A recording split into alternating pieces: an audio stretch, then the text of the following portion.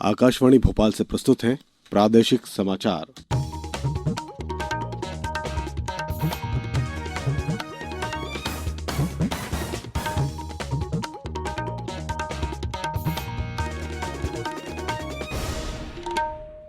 नमस्कार। समाचारों के साथ मैं शरद बाघेला। पहले एक अपील। भारत ने कोविड टीकाकरण अभियान के अंतर्गत 100 करोड़ टीके लगाने का लक्ष्य हासिल कर लिया है। इस महत्वपूर्ण कार्य में योगदान देने वाले चिकित्सकों, नर्सों और अन्य स्वास्थ्य कर्मियों का आकाशवाणी अभिनंदन करता है। इसके साथ ही हम आपको सतर्क भी करना चाहते हैं कि कोविड अभी समाप्त नहीं हुआ है। आप सभी से अपील है कि यथाशीघ्र दोनों टीके लगवाएं और अन्य लोगों को भी टीका लगवाने के लिए प्रेरित करें। त्योहारों के समय कृपया इन 3 आसान उपायों का पालन अवश्य करें। मास्क पहनें, 2 गज की दूरी बनाए रखें, हाथ और चेहरा साफ रखें। कोविड से संबंधित कोई भी जानकारी और मार्गदर्शन के लिए राष्ट्रीय हेल्पलाइन नंबर 011-2397-8076 और 1075 पर संपर्क करें। सबसे पहले मुख्य समाचार।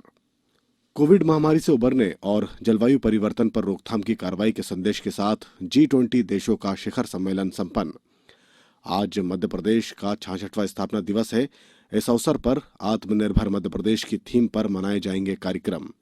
और T20 वर्ल्ड कप क्रिकेट में न्यूजीलैंड से भारत हारा, सेमीफाइनल में पहुंचना बेहद मुश्किल। अब समाचार विस्तार से। प्रधानमंत्री नरेंद्र मोदी रोम के इटली में G20 शिखर सम्मेलन और अन्य द्विपक्षीय बैठकों में भाग लेने के बाद ब्रिटेन के ग्लासगो के लिए रवाना हो गए हैं। ग्लासगो में वे COP26 के महत्वपूर्ण 26वें सत्र में भाग लेंगे और अन्य बैठकें भी करेंगे। प्रधानमंत्री ने शिखर सम्मेलन के दौरान महामारी से मुकाबले, स्वास्थ्य के बुनियादी ढांचे में सुधार, आर्थिक सहयोग को बढ़ावा देने और नवाचार को आगे बढ़ाने जैसे वैश्विक महत्व के मुद्दों पर व्यापक विचार विमर्श किया। COP26 का आयोजन 31 अक्टूबर से 12 नवंबर तक ब्रिटेन की अध्यक्षता में इटली के साथ साझेदारी में किया जा रहा है। COP26 का उच्च स्तरीय भाग का शीर्षक वर्ल्ड्स लीडर है, जिसका आयोजन 1 और 2 नवंबर को किया जाएगा। इसमें 120 से अधिक देशों के राष्ट्राध्यक्ष और शासनाध्यक्ष भाग लेंगे। G20 देशों का शिखर सम्मेलन रोम घोषणा पत्र के अनुमोदन के साथ संपन्न हो गया है। केंद्रीय वाणिज्य मंत्री और सम्मेलन में भारत के प्रतिनिधि पीयूष गोयल ने बताया कि शिखर सम्मेलन ने अर्थव्यवस्था, स्वास्थ्य, रोजगार, शिक्षा और पर्यटन पर कोविड महामारी के असर से उबरने और जलवायु परिवर्तन रोकथाम की ठोस कार्रवाई का संदेश दिया है। उन्होंने कहा कि घोषणा पत्र में सहमति व्यक्त की गई है कि कोविड टीकाकरण वैश्विक जनहित के लिए आवश्यक है। श्री गोयल ने कहा कि प्रधानमंत्री नरेंद्र मोदी का सतत जीवन शैली का मंत्र रोम घोषणा पत्र के विवेकपूर्ण उपभोग और उत्तरदायी उत्पादन व्यवस्था में स्पष्ट होता है। उन्होंने कहा कि भारत की नेतृत्व भूमिका में विकासशील देशों का अधिकांश एजेंडा रोम घोषणा पत्र में शामिल किया गया है। उन्होंने कहा कि स्वच्छ ऊर्जा और नवाचार अब भविष्य में महत्वपूर्ण भूमिका निभाएंगे। G20 नेताओं ने ऊर्जा सुरक्षा और ऊर्जा बाजारों की स्थिरता को भी महत्व दिया है। रोम में G20 शिखर सम्मेलन से अलग प्रधानमंत्री नरेंद्र मोदी ने कल स्पेन के प्रधानमंत्री पेड्रो सांचेज से मुलाकात की। दोनों नेताओं ने द्विपक्षीय संबंधों को मजबूत करने पर विचार किया। श्री मोदी ने कल जर्मनी की चांसलर एंगेला मर्केल से मुलाकात की। दोनों नेताओं ने द्विपक्षीय संबंधों पर बातचीत की और कार्यनीतिक भागीदारी बनाए रखने की प्रतिबद्धता व्यक्त की। प्रधानमंत्री मोदी ने इंडोनेशिया के राष्ट्रपति जोको विडोडो से भी मुलाकात की। मध्य प्रदेश आज अपना 66वां स्थापना दिवस मना रहा है। 1 नवंबर 1956 को मध्य प्रदेश की स्थापना हुई थी। मुख्यमंत्री शिवराज सिंह चौहान ने मध्य प्रदेश की स्थापना दिवस पर प्रदेश वासियों को शुभकामनाएं दी है। मुख्यमंत्री श्री चौहान ने कहा कि मध्य प्रदेश देश का हृदय प्रदेश है। प्रदेश ने विकास के नए आयामों को छुआ है। गत 1.5 दशक के विकास में नागरिकों की भागीदारी भी सराहनीय रही है। आत्मनिर्भर मध्य प्रदेश के लिए भी समाज के सभी वर्ग योगदान देने को इच्छुक हैं। मध्य प्रदेश में जनभागीदारी का मॉडल सफल रहा है। सुशासन और सूचना प्रौद्योगिकी के माध्यम से नागरिकों को अनेक सुविधाएं और सेवाएं प्राप्त हो रही हैं। अन्य प्रांत भी इसका अनुसरण कर रहे हैं।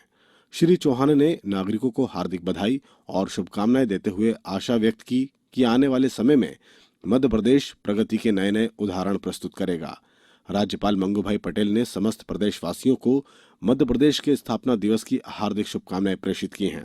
उन्होंने मंगल कामना की है कि प्रदेश आत्मनिर्भरता के नए आयाम कायम करे, हर घर में सुख समृद्धि का वास हो। नागरिकों से अपील की है कि एकजुट होकर प्रदेश के विकास के लिए कार्य करें, लोकल के लिए वोकल हो, आत्मनिर्भर मध्य प्रदेश निर्माण संकल्प को पूरा करने में सहयोग करें। मध्य प्रदेश के स्थापना दिवस पर मुख्यमंत्री ने प्रदेशवासियों को शुभकामनाएं देते हुए आज से 65 वर्ष पहले देश के हृदय स्थल कहे जाने वाले मध्य प्रदेश की स्थापना हुई थी। मध्य प्रदेश ने इतने वर्षों में कई पड़ाव देखे हैं। कभी बीमारू राज्य कहे जाने वाले इस प्रदेश ने पिछले 15 वर्षों में विकास की करवट ली है। उन्होंने प्रदेश के नागरिकों के हितों के लिए चलाई जा रही विभिन्न योजनाओं का जिक्र किया। उन्होंने महिलाओं, किसानों को 0% ब्याज पर ऋण, मेधावी विद्यार्थी योजना, लाडली लक्ष्मी, कन्या विवाह, संबल जैसी योजनाओं की चर्चा की। मुख्यमंत्री ने कहा कि हम सब मिलकर स्वर्णिम, समृद्ध और आत्मनिर्भर मध्य प्रदेश बनाएं। मध्य प्रदेश के 66वें स्थापना दिवस पर प्रदेश में आत्मनिर्भर मध्य प्रदेश की थीम पर कई कार्यक्रम हो रहे हैं। राज्य स्तरीय कार्यक्रम लाल परेड मैदान पर होगा।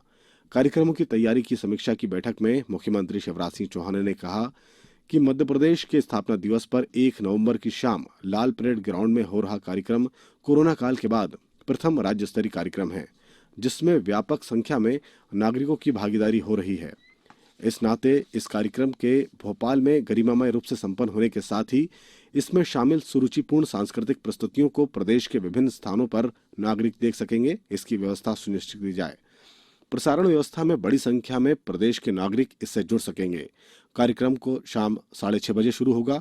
मुख्यमंत्री शिवराज सिंह चौहान ने कहा कि आत्मनिर्भर मध्य प्रदेश पर केंद्रित नाटिका और गायन के कार्यक्रमों को देखने के लिए आने वालों को किसी प्रकार की असुविधा न हो।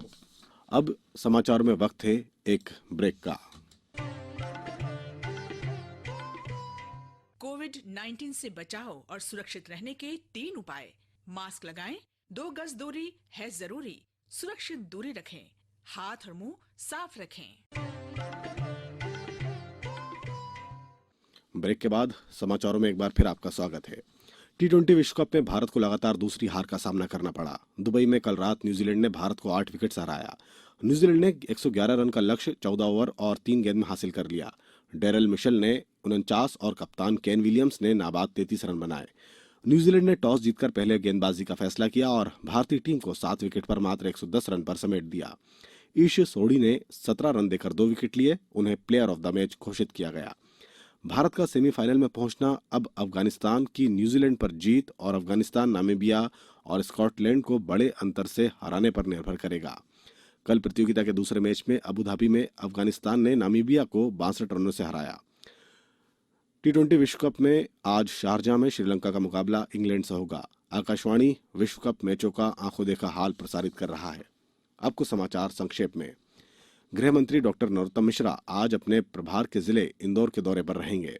आत्मनिर्भर मध्य प्रदेश के रूप में मनाए जा रहे प्रदेश के स्थापना दिवस के तहत आज बालाघाट के मॉडल स्कूल से मैराथन दौड़ और प्रभात फेरी निकाली जा रही है, जो दरबार कोठी पर संपन्न होगी। वहीं पुरानी कृषि उपज मंडी के जिला राज्य स्तरीय कार्यक्रम आयोजन किए जाएंगे और इस उपलक्ष्य में नेहरू युवा केंद्र ने कल स्थानीय मौलाना स्टेडियम में एक विशाल साइकिल रैली और रन फॉर यूनिटी का आयोजन किया। जुन्नारदेव में विधायक एवं कांग्रेस कार्यालय में पूर्व गृह मंत्री स्वर्गीय सरदार वल्लभ भाई पटेल और प्रधानमंत्री स्वर्गीय इंदिरा गांधी जी को याद करते हुए कांग्रेस के नेताओं ने श्रद्धा सुमन अर्पित किए। प्रदेश की 1 लोकसभा और 3 विधानसभा सीटों पर हुए निर्वाचन के वोटों की गिनती का काम कल किया जाएगा। अंत में मुख्य समाचार एक बार फिर। कोविड महामारी से उबरने और जलवायु परिवर्तन पर रोकथाम की कार्रवाई के संदेश के साथ G20 देशों का शिखर सम्मेलन संपन्न। आज मध्य प्रदेश का 66वां स्थापना दिवस है। इस कार्यक्रम पर आत्मनिर्भर मध्य प्रदेश की थीम पर मनाए जाएंगे कार्यक्रम। और T20 वर्ल्ड कप में न्यूजीलैंड से भारत हारा, सेमीफाइनल में पहुंचना बेहद मुश्किल। इस बुलेटिन के अंत में एक अपील, हमेशा ध्यान रखें, मास्क और 2 गज की दूरी, हाथ धोना भी है जरूरी। नमस्कार।